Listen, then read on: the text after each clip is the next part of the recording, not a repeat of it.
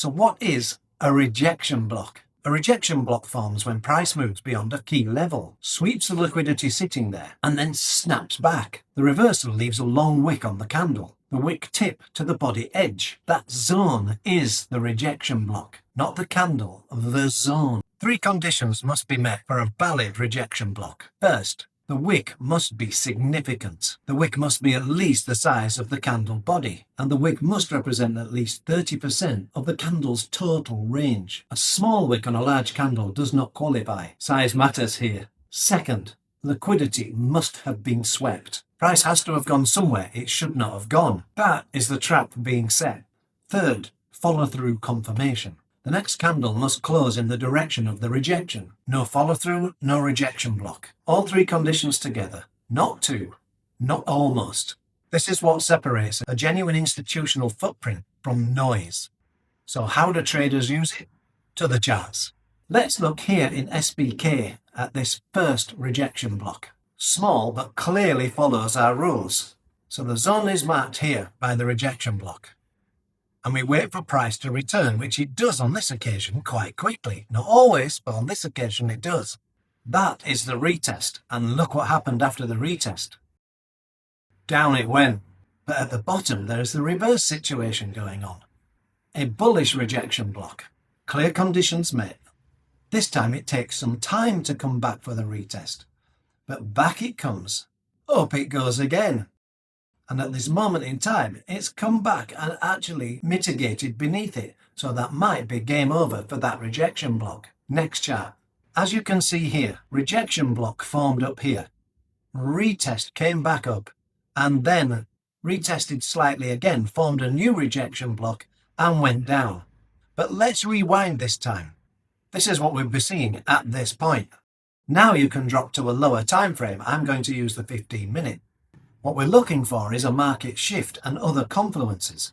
If I put on order blocks here as well, you can see there are also bearish order blocks in this region, as well as 15-minute rejection blocks. This is the original rejection block from the 1-hour chart. In ICT, the theory is that you put your stop loss above the wick. This is crypto though. Let's see what Pulse Flow would recommend. Quite a high 5.21. So I'm going to be careful and lift that up there a little bit. Let's just say to around 3% and put on some random profit target. We needed that stop loss. It came in and retested this new rejection block and down it went. Next chart. This is a very interesting example. We have a bullish rejection block here. The price went up. You can look for other confluences such as fair value gaps and breaks of structure. That came not long after the retest back down into this rejection block here. Up it went. I wait for a retracement back into the fair value gap with a break of structure also. Fairly conservative trader, because had I have gone in here, I would have got myself into a 4% loss, maybe started to worry. Maybe you think about getting out. I would rather err on the side of caution and wait for those retests. But then it retests and you end up going up to 8%. So the highest probability setups appear at swing highs and swing lows.